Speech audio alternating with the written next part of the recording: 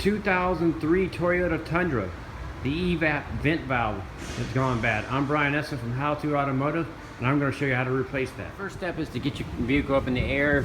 You can do this at home. It's just enough room if you jack up the back of the car.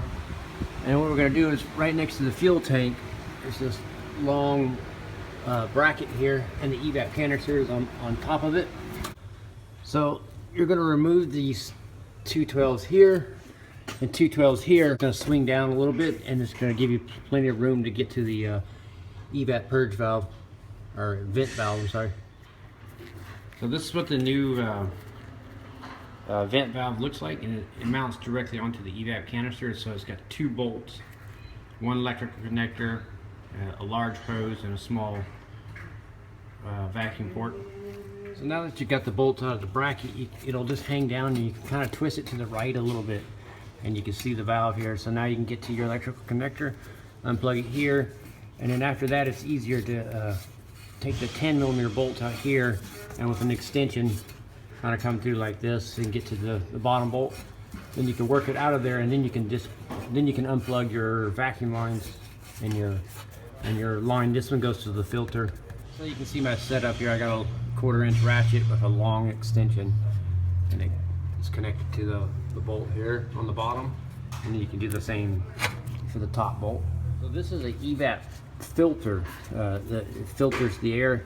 I would also recommend replacing this with the Evap vent valve.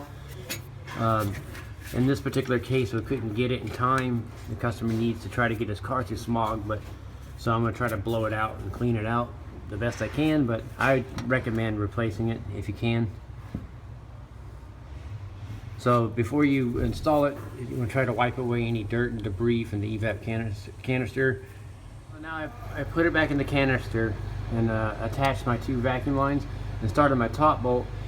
But to get to the bottom bolt, what I did was I put my a piece of paper in the extension, or in the socket, and then I put my the bolt in there, and that what that does is it holds the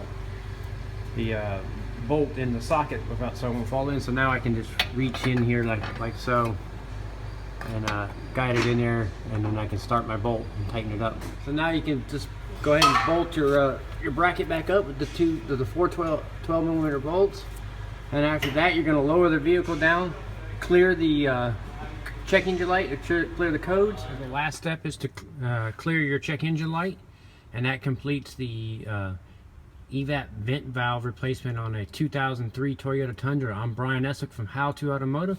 I'd like to thank you guys for watching my videos and encourage you to subscribe.